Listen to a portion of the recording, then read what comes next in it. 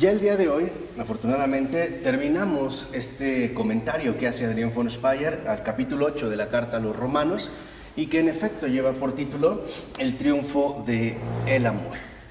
Lo que, nosotros vamos a retomar ya para finalizar sería aquello que corresponde al versículo 37 de este capítulo 8, donde se menciona que, dice San Pablo, pero en todas estas cosas salimos triunfadores por medio de aquel que nos amó. Entonces lo primero que dice Adrián es, reconocemos en efecto que nada podemos, si apelamos a nuestras propias fuerzas, sino que todo lo hacemos en virtud del espíritu del amor.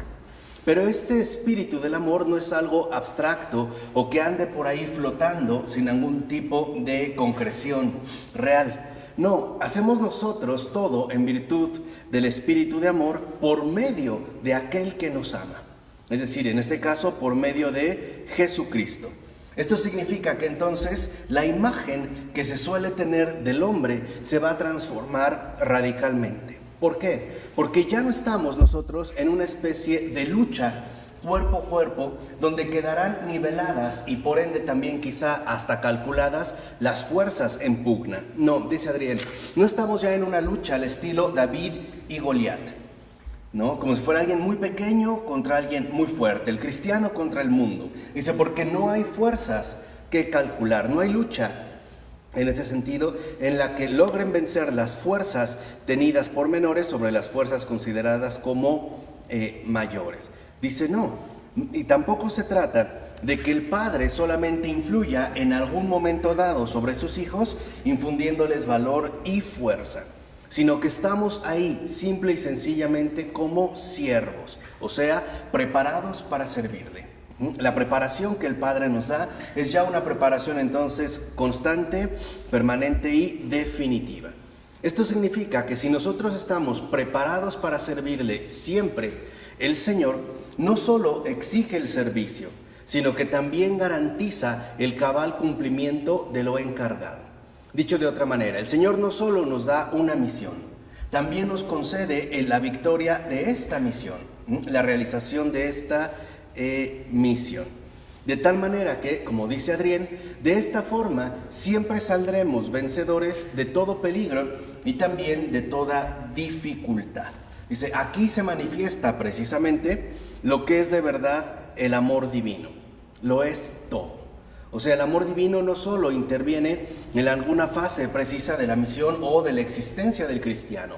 Simple y sencillamente lo abarca todo, desde el principio hasta el final.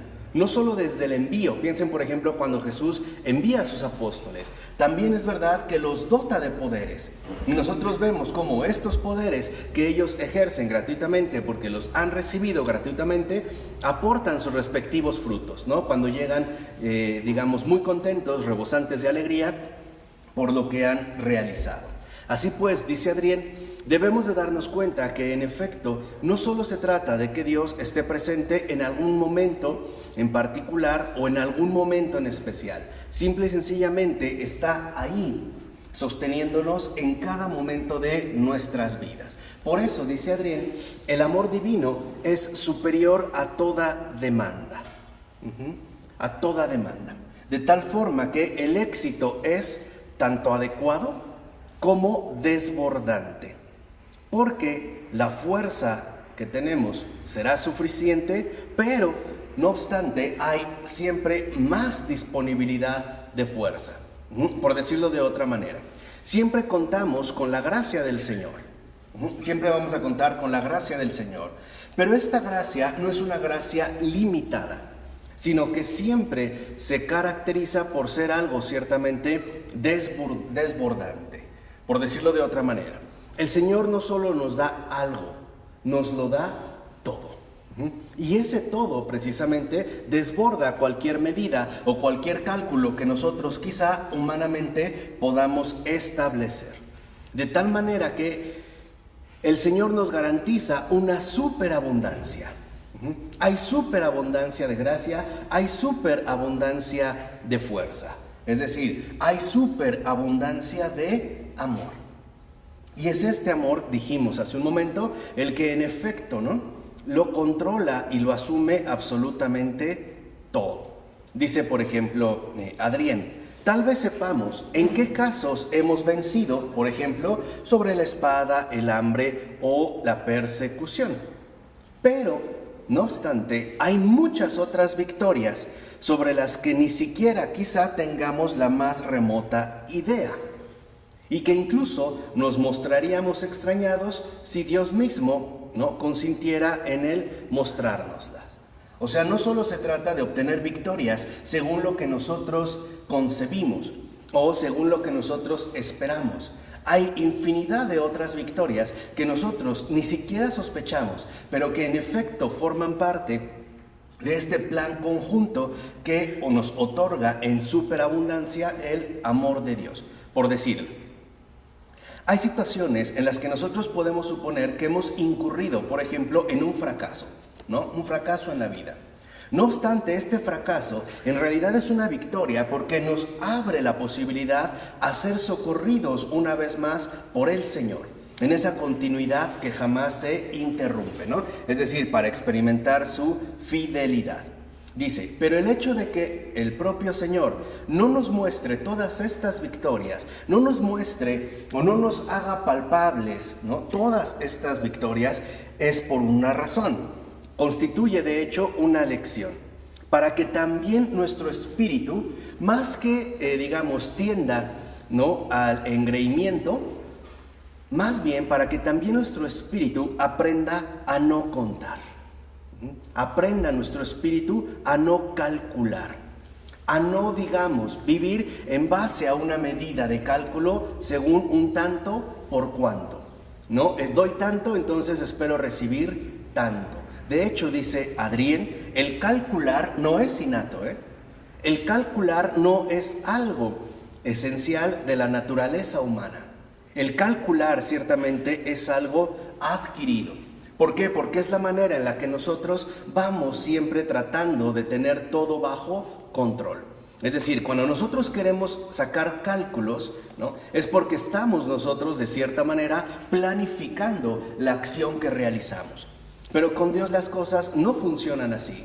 El Señor también quiere que nosotros aprendamos a no calcular, que aprendamos, en pocas palabras, a darlo todo por el todo. O sea, a darlo todo y a recibirlo todo, sin cálculos, sin limitaciones, sino más bien con una verdadera libertad de espíritu. Entonces tenemos nosotros que aprender, como dice Adrián, a no contar, ¿no? A no suponer que en efecto puedo ir contando, por decirlo así, mis victorias para calcular, por ejemplo, qué tanto he avanzado en la realización de la vida cristiana, es decir, en la santidad. No puedo hacer este cálculo. ¿Por qué? Porque desborda por completo, por un lado, mi propia capacidad limitada, y por otro lado, también desborda esta superabundancia que el Señor mismo nos otorga. El Señor más bien nos invita a entregarnos de una manera contundente, de una manera radical. Y esto a su vez conlleva, dentro de este orden divino de sabiduría, otra lección fundamental: que también nos acostumbremos a no tener que comprenderlo todo, a no tener que tenerlo todo absolutamente claro, porque nuestra capacidad humana de comprensión muchas veces puede incurrir en un afán de dominio, es decir, lo quiero comprender finalmente para someter, ¿no? O como se ha dicho, al menos en una línea de la filosofía moderna, desde Francis Bacon, saber es poder. No necesito saber para ejercer un poder, o sea, para controlar. ¿Y cómo vamos a controlar? Obviamente estableciendo cálculos. Así pues, podemos decir que el Señor a lo que nos invita es a superar las medidas calculadas, a superar incluso los afanes humanos de comprensión, para dirigirnos en plenitud hacia esta entrega total del amor por el amor, del darlo todo por el todo sin algún tipo de cálculo o medida. ¿Por qué? Porque así es como se comporta el verdadero amor. Así es realmente como se comporta el verdadero amor. Por ejemplo, si yo me casara calculando lo que voy a dar y lo que espero recibir, entonces yo no haría un sacramento, Por ejemplo, un sacramento conyugal, lo que haría es un negocio, ¿no es cierto? O sea, yo puedo invertir tanto esperando obtener algo a cambio, incluso más o menos tratando siempre de superar mis propias perspectivas, o sea, tratando de generar mayores ganancias. Claro, esta finalmente es una regla bastante funcional para el ámbito de los negocios, pero en el ámbito del amor las cosas son distintas, porque el amor no es un negocio.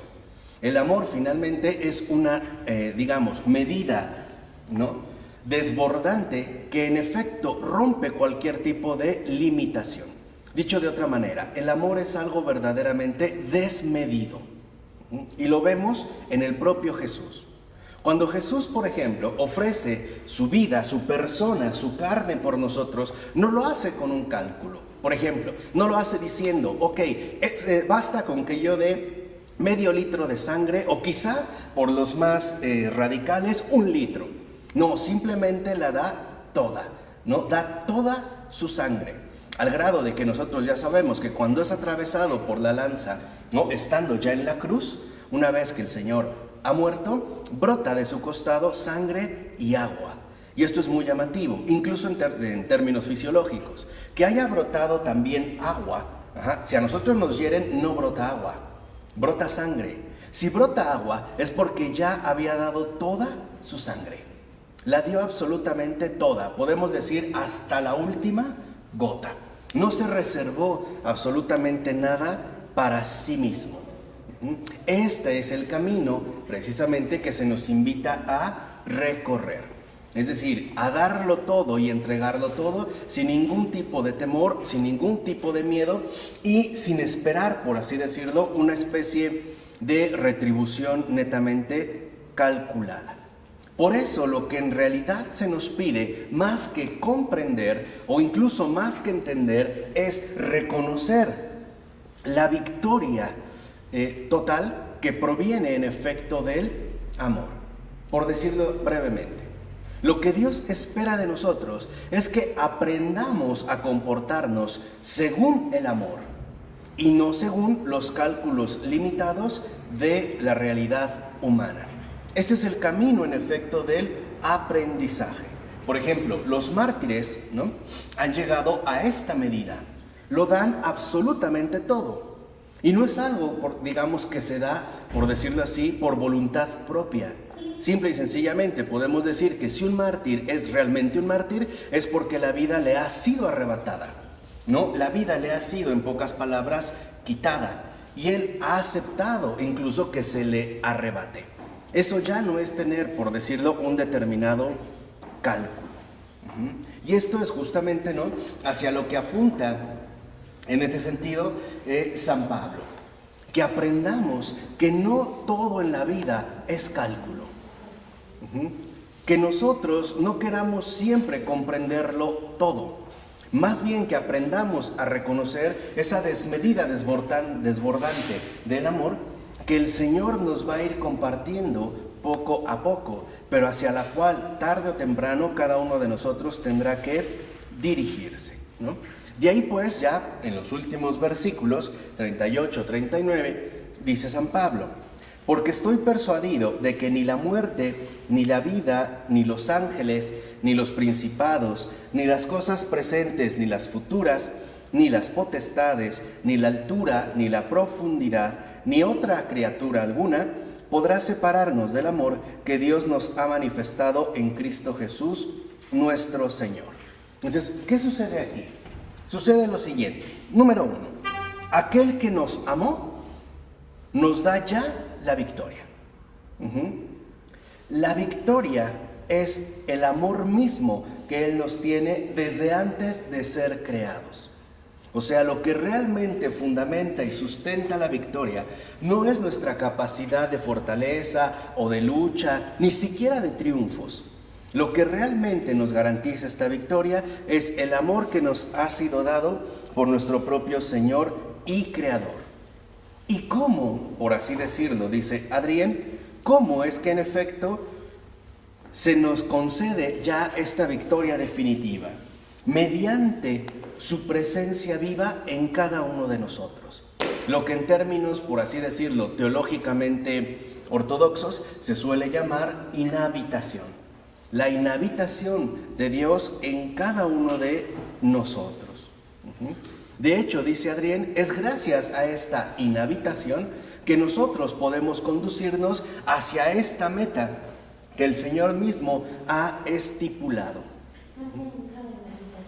Sí, o sea, la presencia de Dios en cada uno de nosotros. Esa presencia viva que anida o radica en lo más íntimo de cada uno de nosotros. La presencia de Dios en nosotros. No solo es que Dios está afuera, también es cierto que está dentro de nosotros, de una forma operante, de una forma activa, de una manera, en este sentido, también real. Por ello, insiste Adrián, que nosotros, de hecho, no hacemos nada que conduzca a la victoria, ¿no? Y tampoco encontramos, por ejemplo, ¿no?, que nosotros hayamos hecho ciertas cosas para poder conseguir esta victoria y que después haya salido a nuestro rescate desde afuera. Dice, no, más bien en realidad es el amor de Dios el que siempre vive y actúa en cada uno de nosotros. Podemos decirlo de otra manera. ¿Por qué estamos vivos? Porque Dios nos ama. Por eso estamos vivos. Y no solo estoy hablando de una vida biológica. No, o sea, no solo crean que, entonces cuando me muero Dios me dejó de amar. No estoy hablando solo de una vida biológica. Estoy hablando finalmente de esa vida eterna para la cual el Señor de hecho nos ha creado. Porque nosotros fuimos hechos para el cielo. Pero, y esto es fundamental, a través de la tierra. Nosotros como seres humanos fuimos hechos para lo invisible, pero a través de lo visible. Por eso nuestra constitución humana fundamental es simbólica, es decir, es tanto visible como invisible. Tenemos cuerpo, tenemos materia, pero también tenemos alma, que no es materia. Y tenemos justamente el espíritu que los cohesiona y que hace convivir de una manera misteriosa estos mundos tan diferentes. Estos mundos incluso podemos decir tan distintos uno del otro, como puede ser lo material y lo inmaterial. Eso ya nos da una peculiaridad de que nosotros somos seres raros. Hoy quizá nos hemos habituado, debido a las explicaciones científicas, ¿no?, bastante simplistas de la realidad humana, a que somos una especie de producto evolutivo, ¿no?, un producto biológicamente organizado, pero en realidad somos bastante raros. ¿Por qué? Porque lo visible y lo invisible están conjugados en aquello que llamamos persona. Hay dos mundos que en efecto, en principio, no tendrían nada que ver uno con el otro, y no obstante están reunidos en una misma realidad concreta, es decir, en una persona.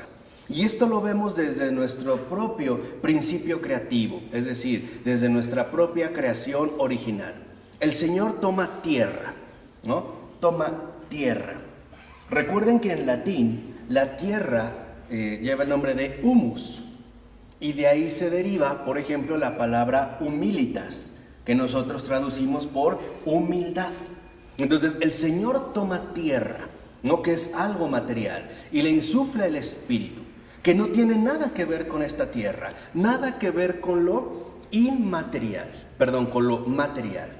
Y ahí es donde se produce justamente el milagro, la coronación de toda su creación.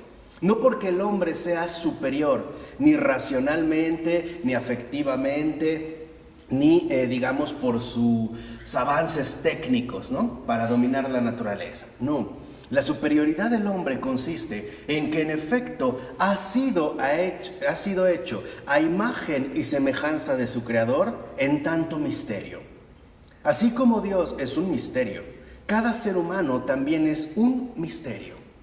¿Por qué? Porque en él habitan y coexisten dos mundos completamente distintos, el material y el inmaterial.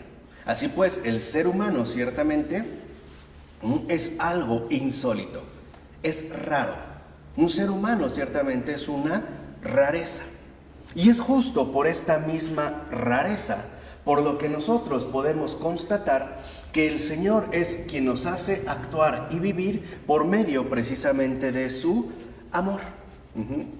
Por ello, cuando San Pablo enumera diversas cosas que pudieran tal vez separarnos de Dios, a lo que está apelando es que ninguna de estas cosas toca lo más íntimo que hay, digamos, en cada uno de nosotros. No la alcanzan, ¿no? Dice, incluso podemos hablar de poderes que ciertamente luchan contra nosotros y contra Dios, y que podrían adquirir todos los nombres posibles. Por eso dice aquí algo muy interesante Adrien von Speyer. Dice Adrien, para que no nos acostumbremos a un solo concepto con el cual denominar al enemigo, San Pablo habla de la altura y la profundidad. Para eso. Para que no creamos, en pocas palabras, que el enemigo puede ser reducido a una sola dimensión, sino que estemos alerta a cualquier posible manifestación, ¿no? En este sentido, maligna. Y por lo tanto, como lo mencionamos hace un momento, para que aprendamos a no calcular, o sea, a no querer todo ya plenamente definido y delimitado. Que entendamos pues que estamos en una lucha, por así decirlo, abierta. Una lucha abierta en las cuales, en efecto, ¿no?, el enemigo del género humano puede asumir diversos aspectos, múltiples aspectos, muchísimo más variados de lo que nosotros podríamos llegar a imaginar. De hecho, podemos decir que el maligno, ¿no?, es esa cosa de 1000 cabezas, como la medusa antigua, ¿no?, que le cortas una y le brotan otras 100. Es multifacético, tiene muchas caras. No digo rostro, porque el rostro es una dignidad. Por eso hablamos del rostro de Dios o del rostro humano. Pero sí tiene muchas caras, tiene máscaras, ¿no? Es una máscara que cambia continuamente de forma según sus propósitos malévolos. Bueno, me acuerdo, no puedes amar a dos amos, a Dios y al dinero. ¿Sí? El dinero es cálculo. Y si amas al dinero, ya no puedes amar a Dios. Exacto. Y es por eso, ¿no? Porque en efecto, el dinero tiene su propia lógica. Y es una lógica funcional. Por eso, por ejemplo, los fondos de inversiones pueden funcionar bastante bien en términos económicos. Pero en el caso, por ejemplo, de Dios, los cálculos, en efecto, quedan pues hechos pedazos, ¿no? Entonces, esta advertencia es muy importante porque, en efecto, por decirlo de esta manera, lo que el enemigo quiere es imposible. Lo que el enemigo quiere es destruir la obra que Dios mismo ha hecho. Y eso justamente es algo absurdo.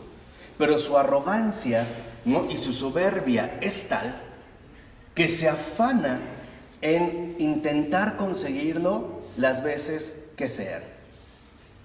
No precisamente porque espere el triunfo. Sabe que esto no se puede dar. No es ingenuo, no es tonto.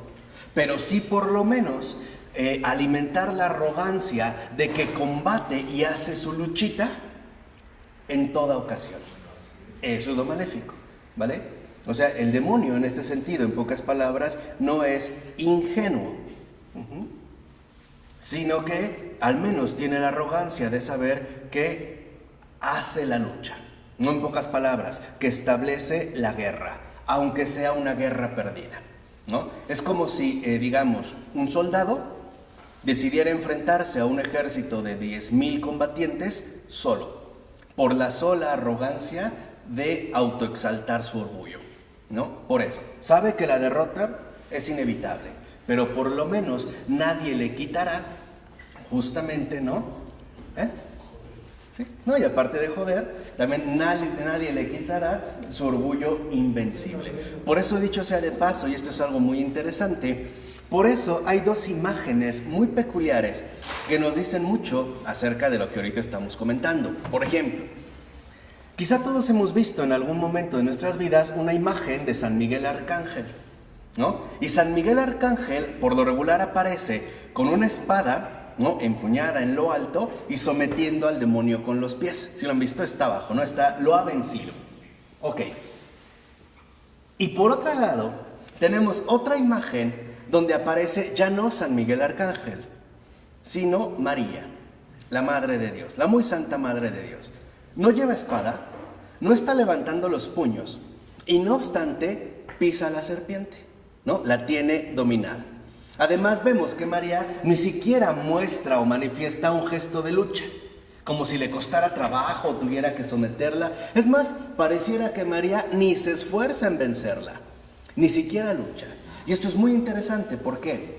Porque por eso el maligno, a quien más teme de las criaturas, es a María.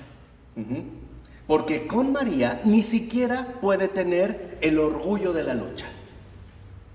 Ni siquiera con María tendría el privilegio del combate, lo que yo les decía, ¿no? Perdí, pero lo intenté, ¿no? Es un poco como cuando se dan peleas callejeras y a uno le fue muy mal, dice, ay, pero bueno, me rifé, ¿no? O sea, como que le queda un cierto orgullo, el orgullo de los vencidos. No, bueno, lo intenté, no me rajé o no me hice para atrás. Esto con San Miguel Arcángel se da, porque sabemos que hubo una lucha, fue vencido, pero al menos luchó, al menos tendría el orgullo del combate. Pero con María ni eso tiene. Con María ni siquiera tendría el orgullo de un combate. Ni eso. En pocas palabras, la simple presencia de María, la llena de gracia, lo aplasta. Ni siquiera tiene oportunidad de luchar contra ella. Ni siquiera, ¿eh? ¿Sí queda claro esto? Esto de verdad es muy importante para que veamos un poco, en efecto, ¿no? Lo que a veces podemos pasar por alto. Tal vez, a lo mejor, con un santo, pues va a luchar, ¿no? Y el santo tratará de defenderse, pedirle la gracia, etcétera, y saldrá vencido. Pero al menos tiene el orgullo del combate, de la lucha. Con San Miguel Arcángel igual, aunque es vencido, tiene el combate de la lucha, pero con María no. O sea, con María no tiene ni siquiera el privilegio de luchar. Y María ni se esfuerza en ello. Por eso a la que más rehuye, digamos, a la criatura que más rehuye el demonio es a María. Porque María, por decirlo así, María ni siquiera tiene que levantar la voz para vencerlo. Bueno, ni mirarlo, ni lo mira. Si ustedes lo ven en las imágenes de María, está pisando igual, ¿no? Al demonio y ni siquiera está viendo que no se le vaya a escapar y eso, ¿no? El otro simple y sencillamente ya está vencido. Y por eso es algo que en efecto se cumple desde el principio, ¿no? Cuando vemos que el Señor pone enemistad entre la serpiente y la mujer, ya sabemos de qué mujer está hablando. Ya sabemos justamente de qué mujer. Y de hecho, también por decirlo entre paréntesis, por eso no es casual que la figura escatológica fundamental de estos tiempos es la mujer. Y contrariamente y curiosamente es a la que más se le ataca, a la que más se le denigra y en efecto hacia la cual se dirigen todos los ataques. Y esto habría que razonarlo y habría ciertamente que pensarlo. Pero lo fundamental en este sentido es que estemos nosotros alerta de todas estas máscaras y sobre todo que estemos alerta de este triunfo definitivo y total que el Señor nos ha compartido. Por eso dijimos, San Pablo habla de la altura y la profundidad, de que veamos que no es algo que podemos controlar o visualizar plenamente, y también alude al presente y al futuro. Es decir, dice Adrián, con ello, San Pablo quiere que nuestro entendimiento sea llevado a todas las partes, a todas las posibilidades que se pudieran dar para recibir un ataque. Es hacer lo que el Señor nos dijo, oren y velen.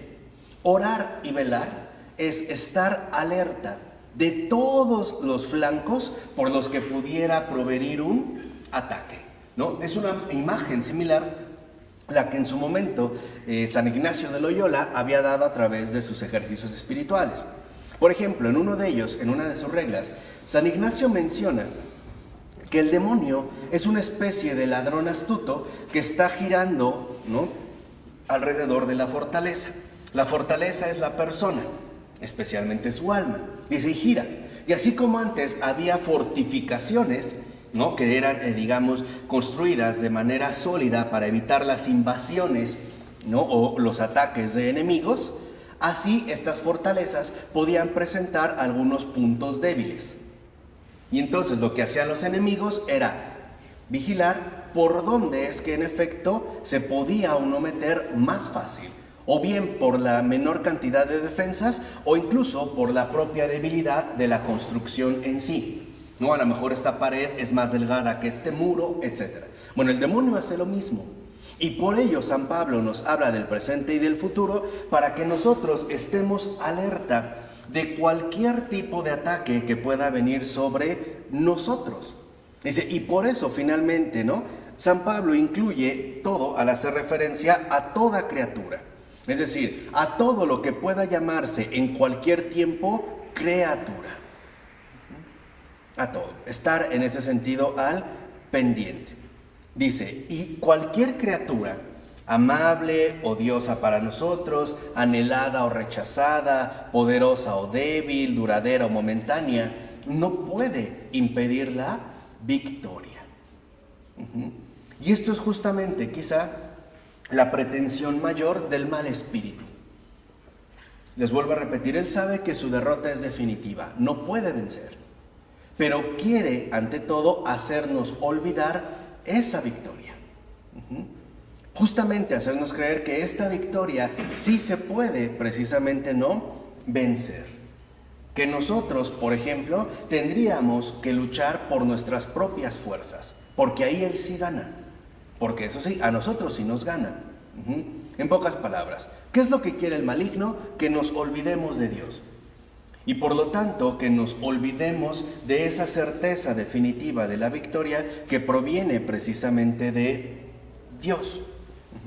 Entonces, es fundamental, de acuerdo con lo que viene comentando Adrián von Speyer, que nosotros no perdamos de vista ciertamente esta certeza de una victoria por sobre todas las cosas, y que esta victoria, ¿no?, justamente se llama el amor de Dios. Cuando San Juan, por ejemplo, dice Dios es amor, lo que también está diciendo es Dios es una victoria definitiva. Es su amor mismo el que nos garantiza a cada uno de nosotros esta victoria, ¿no? Finalmente, este triunfo. Así pues, toda tarea que es encomendada a la criatura lleva ya como garantía el amor de Dios. Vuelvo a repetir, aunque a veces las cosas quizá no salgan como nosotros esperamos o como nosotros hubiéramos deseado, la victoria está siempre ahí, celebrando un triunfo. Por eso el Señor nos dijo con toda claridad, no tengan miedo, ánimo, yo he vencido al mundo. Y cuando dice al mundo, se está refiriendo a todo, tanto a lo que vemos como a lo que no vemos. Se está refiriendo al mundo en su totalidad. E incluso lo que el Señor nos dice es, por ejemplo, que si nosotros aparentemente atravesamos una derrota aquí en la tierra, esa derrota no tiene la última palabra, y eso es haber vencido al mundo, ¿no? Lo que para nosotros, a lo mejor humanos, puede ser incluso una verdadera tragedia, ya no es una tragedia, porque este amor de Dios ha asegurado un triunfo definitivo por sobre todas estas cosas, es decir, por sobre el mundo, ¿no? Muchas veces pensamos que en efecto el mundo está lleno de injusticias, ¿no es cierto?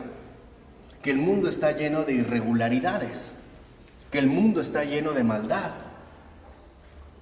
Pero si no existiera esta victoria, estas injusticias podían celebrar o pudieran celebrar, por decirlo así, su triunfo. No sé si me explico. En pocas palabras, que el mal ha ganado.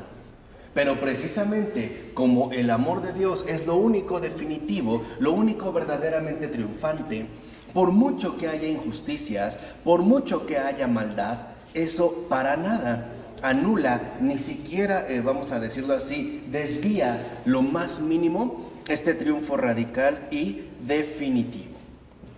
Por eso San Pablo, en efecto, quiere que meditemos, que contemplemos profundamente esta victoria definitiva del amor de Dios. Si esta victoria no fuera real, lo único que nos quedaría es literalmente morir de desesperación.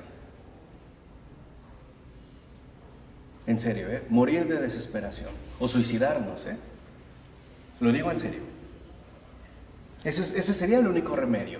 Quienes en efecto, por ejemplo, lo intuyeron fueron los trágicos griegos, que yo no me canso de decir que es, creo, lo mejor que tienen los griegos, ¿no? Una vez bien leídos los trágicos griegos, Sófocles, Esquilo, Eurípides, porque en sus tragedias justamente lo que se pone, por así decirlo, ¿no?, de manifiesto es la necesidad de una victoria mayor que la que el mundo pretende ostentar. Esta victoria del mundo, por ejemplo, los trágicos griegos le llamaban, en pocas palabras, destino. El destino es aquello que ni siquiera los dioses pueden cambiar, que ni los dioses tendrían la capacidad de modificar. En pocas palabras, el mundo, en el sentido que hemos mencionado, parece siempre salirse con las suyas, hagas lo que hagas. Piensen, por ejemplo, en la tragedia de Edipo Rey, ¿no? Sabemos que nace Edipo, hijo de un rey, que el oráculo ha vaticinado que finalmente cuando sea mayor terminará matando a su propio padre y acostándose con su propia madre. Los papás obviamente se espantan y deciden ir a abandonarlo a un bosque lejano. Pero este niño es recogido finalmente, ¿no?, porque el que sería, llegado su momento, el enemigo mayor del papá de Edipo. Así que este muchacho crece con el enemigo mortal de su padre, crece en armas, crece en fortaleza, y en una de las digamos, destaca como el mejor combatiente, y en uno de estos combates definitivos mata en efecto a su padre. Y al matar a su padre reclama el botín. Si ha matado al rey, su primer botín es la reina, o sea, su madre, y por lo tanto todo el reino. Incluso se acuesta con su madre y va a tener hijos con su madre, ¿no? O sea, vamos a decirlo así, la realización del incesto. Pero empiezan a suceder cosas que a Edipo le empiezan a intranquilizar e empieza a indagar, ¿no?, por así decirlo, sobre lo que ha sucedido y conoce la verdadera historia de su procedencia. Lo que hace Edipo básicamente es enloquecer, alejarse de todos los seres humanos y al final arrancarse los ojos. No, esa es la tragedia, para que vean. Es la crudeza de la tragedia. Por eso les digo que el espíritu griego, el espíritu trágico griego, de verdad tiene mucha sabiduría. Lástima que creo que es lo que menos se aprovecha o se estudia. Pero es muy importante esto, porque cuando Edipo se arranca los ojos, en efecto lo que dice es, no quiero ver esto. Si el mundo es esto, algo que no puedo cambiar, donde triunfa la injusticia, la mentira, el engaño, lo mejor es no verlo. No vale la pena. Y por lo tanto, no, digamos, estamos muy cerca a este paso que ya un Sófocles daría, ¿no?, hablando de que en efecto, incluso de ser así las cosas, nacer es lo peor que nos puede ocurrir. Y tiene razón. Si las cosas fueran así, tendrían razón. En pocas palabras, si no estuviera este triunfo definitivo del amor, nacer sería la peor tragedia que pudiéramos experimentar. Porque entonces, por ejemplo, todas las injusticias que padeciéramos en la vida serían justamente eso, injusticias. Todos los sufrimientos serían solamente eso, sufrimientos. Toda la maldad sería esto, maldad. Pero con el triunfo del amor lo que se nos dice es no. Por eso las bienaventuranzas. Claro, ¿no? Ahí viene también esta transfiguración. Sí, dichosos. Bueno, por ejemplo, bienaventurados los que lloran porque serán consolados. Y el llorar puede tener múltiples causas. Pero lo que el Señor nos dice es, ok, aunque haya sufrimientos extremos en esta tierra, lo fundamental es que este sufrimiento no tiene la última palabra. Al contrario, lo que tiene la última palabra es este consuelo que nada ni nadie puede destruir, ¿no? O sea, nada ni nadie puede destruir el amor que Dios nos tiene a nosotros, a cada uno de nosotros. Nada ni nadie. Nada, de verdad, lo digo en esta radicalidad con San Pablo. O sea, nada ni nadie puede destruir el amor que Dios nos tiene a cada uno de nosotros. Por ello es fundamental que nosotros nos basemos en esta certeza. Es esta certeza la que fundamenta de fondo la vida auténtica del cristiano. El cristiano sabe que en su vida va a tener injusticias, ¿o no? Va a tener persecuciones, puede tener espada, puede tener lo que dijo San Pablo, todos estos peligros. Es más, puede tener, por así decirlo, ¿no?, al demonio encima. Lo puede tener abofeteándolo, como al propio Pablo, ¿se acuerdan? Trae un demonio, ¿no? Un aguijón, le llaman, ¿no?, en la carne que lo fastidia día y noche. Sí, pero lo importante es que esto no tiene la última palabra. En pocas palabras, justo, me parece, si uno hace una lectura seria, serena de los trágicos griegos, que acabo de repasar, por cierto, lo que hacen verdaderamente los trágicos griegos es manifestar el anhelo más profundo del corazón humano, la necesidad de una esperanza, la esperanza que transfigura el mundo. Y aunque ustedes no lo crean, por eso les digo que es lo mejor que tienen los griegos, más que Platón y Aristóteles y sus filósofos, que digo, no son despreciables, pero me parece que ahí está lo fundamental. Lo que realmente hacen los griegos es invocar a Jesús, al Dios desconocido.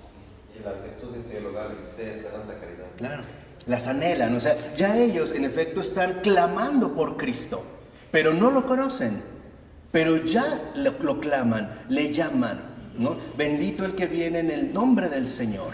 Al grado, para los que digan, no, este ya está alucinando, está forzando las cosas, no es cierto, porque incluso los trágicos utilizaron al final un recurso muy impresionante que consistía en hacer descender al Dios. O sea, imagínense acabar esta tragedia, o sea, imagínense un poco la escenificación, ¿no? Digamos, toda la intensidad trágica que tiene, el pesimismo, la amargura, y cómo quedaría también los espectadores, aterrados. Por eso les decía, lo mejor es que matarnos, lo mejor es suicidarnos. Y no obstante ellos, terminaba la tragedia, y mediante un artilugio particular, hacían descender al Dios desconocido, que lo hacían bajar por una serie de cuerdas, lo que después se tradujo en latín como el Deus ex machina, el Dios salido de la máquina, ¿no? Lo hacían descender de arriba hacia abajo. Pregunta, ¿no es una figura clara de la encarnación de Jesús? O sea, de verdad, no es aquel Dios desconocido que viene del cielo a la tierra, y que aunque los paganos no lo conocen, lo necesitan, reconocen que necesitan una esperanza real, concreta, que solo puede venir del cielo para seguir viviendo en este mundo, si lo quieren ver así, de porquería, y no obstante, rebosantes de alegría. ¿No es esa la súplica? Al 100%. O sea, de verdad, en serio, habría que ser muy ciego para no detectarlo. Ajá. O sea, por lo menos, ok, si alguien puede leer a los trágicos griegos y no es cristiano, por lo menos reconoce que en la tragedia hay algo más que tragedia, hay una necesidad profunda de esperanza. Y los propios trágicos griegos, por muy pesimistas que fueran, y no era para menos, en tanto formaban parte todavía de esta limitación pagana, tuvieron el valor de reconocer y confesar a Cristo, a ese Dios anónimo, que no ha venido de la tierra, pero que lo necesitamos, que ciertamente lo invocamos. Por eso, para muchos griegos, Cristo era el Mesías esperado. Era la esperanza realizada que en efecto el corazón verdaderamente necesitaba. Por eso, en efecto, Cristo une no solo al pueblo judío, también al pueblo pagano, porque ambos tienen necesidad de un Mesías, un solo Mesías. Y si lo ven, digo, ya nada más siguiendo con los griegos, por ejemplo, ese Dios desconocido, ¿no es del que también menciona Pablo cuando habla del areópago? ¿No es ese Dios desconocido que ustedes le dieron cabida y que lo intuyen, bla, bla, bla? Ahora ya les digo quién es. Se llama Cristo, se llama Cristo Jesús, ¿no? Ya, diga, por así decirlo, nos introduce. Ya no tienen que inventar un Dios bajado de cuerdas. Él ha bajado por sí mismo. Y ha bajado precisamente porque nos ama. Imagínense lo que es este anuncio en un corazón pagano. Imagínense realmente lo que es. Es dicha, ¿eh? Es maravilloso. Es gozo. Es maravilloso. Es gozo. Por eso el paganismo, el cristianismo de fondo no tienen problemas. El problema lo tienen con la filosofía, ahí sí, por las ideas que quieren, digamos, a veces desarrollar en un sentido totalmente inverso, ¿no? Pero en realidad, o sea, me refiero al paganismo como cultura, como arraigo, ¿no? No hay un problema, o sea, de fondo, de verdad, no hay un problema real. Piensen en San Justino Mártir. Justino era filósofo, y era un filósofo griego de altura, o sea, griego a la griega, vamos a decirlo así. Es un griego a la griega. Cuando él conoce a Cristo y profundiza en Cristo, se da cuenta, en efecto, de que Cristo es la plenitud también fundamental de los anhelos del alma pagana. Y no tiene problemas en convertirse, al grado de que él dirá, desde que conocí a Cristo, ahora sí soy filósofo. O sea, a él ahora sí realmente ha adquirido la dignidad del filósofo. O hasta en Sócrates, que lo deja todo, por ejemplo, por servir al Dios. Él le llama el Dios. Dice, el Dios me ha mandado, ¿no? A estar con ustedes, a que puedan engendrar la verdad, tal. El Dios nunca dice Zeus, por ejemplo, que era el mero de su panteón, ¿no? O sea, de su Olimpo. Nunca dice Zeus, dice el Dios. Platón habla también, ¿no?, de un Dios. Porque es curioso, Platón es filosóficamente monoteísta, lo mismo que Aristóteles, pero son culturalmente politeístas. Pero hablan de un Dios, nunca dicen Zeus. O sea, ellos también intuyen que sus dioses no son tales. Quizá forman parte de un relato peculiar de cultura, pero quizá no sea justamente ese Dios, no le llaman Zeus. Entonces, esto es fundamental para que en efecto veamos cómo este triunfo del amor está dirigido a lo más hondo del corazón humano, la necesidad de una redención total. Y no es de una redención mecánica, como quitar el sufrimiento y ya está. No, la verdadera redención profunda del corazón humano consiste en saberse infinitamente amado por aquel que lo ha creado. Saberse amado por su creador. Esta es la necesidad profunda de redención. No solo es que se nos quite el sufrimiento y el padecimiento y la enfermedad y la muerte. No, es más allá. Porque de nada nos serviría no tener nada de ello, pero si no tenemos el amor del que nos ha creado. ¿O no es quizá también una alegoría rescatada, por ejemplo, por Mary Shelley ya en el siglo XIX, al escribir su Frankenstein? ¿No es esta también novela moderna en un sentido concreto, ¿no?, donde toca este punto fundamental, cuando en efecto este monstruo que ha sido creado por el doctor Frankenstein, porque Frankenstein no es el monstruo, él no se llama Frankenstein, así le decimos, pero Frankenstein es el doctor, su creador, y que al finalmente, ¿no?, se revela y lleva al extremo a su propio creador por una sola cosa, porque le dice, tú me creaste, pero no me amas, no me has amado. Es decir, hay un reclamo profundo de amor. Un poco para que vean también esta cuestión que puede atravesar todos los tiempos, desde los trágicos griegos, repite, Eurípides, Sófocles, ahí se me fue el otro, Esquilo, hasta una novela, ¿no?, moderna como Frankenstein, ¿no?, o el moderno Prometeo, que en efecto tiene ante todo necesidad de amor. Realmente, si Frankenstein es un monstruo, no es porque esté hecho de partes de cadáveres, que ya esto lo desfigura bastante. Es porque en efecto no posee el amor de su propio creador. Su propio creador se avergüenza de la criatura. Y es esto justamente lo que literalmente lo deforma de manera radical. No es su aspecto físico. ¿Sí me explico? Es el hecho de que no encuentra el amor que anhela. Por eso sabemos que lo que le exige a su propio creador es una pareja, ¿no? Y para ello va a matar a la esposa del creador, le va a quitar lo que más le duele, justamente para que se vea como obligado. Es decir, hay también una tragedia moderna, es decir, la necesidad de amor. Por eso, en efecto, dice Adrien, esta alianza del creador con su criatura, este amor es indestructible. Y es un amor tan indestructible que entonces la victoria que puede celebrar cada criatura humana es total. Y aparte es una victoria querida y garantizada por Dios mismo.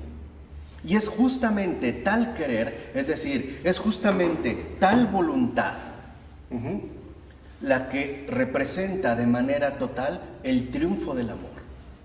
Por eso es importante que nosotros, a partir, ojalá que estas lecturas, ¿no?, también para que los que nos suelen ver a través del canal, en los videos, sobre todo fortalezcamos la certeza de este amor invencible que nada ni nadie puede destruir. Es decir, no dudar jamás de que Dios nos ama y que siempre nos ha amado, incluso antes de ser creados. Se va a triunfar. Y ese es el triunfo total. Y también, bueno, pues pidámosle a la gran Adrién que interceda por cada uno de nosotros, ¿no? Que experimentemos su cercanía para que nunca dudemos acerca del triunfo del amor. En nombre del Padre, del Hijo, del Espíritu Santo. Amén.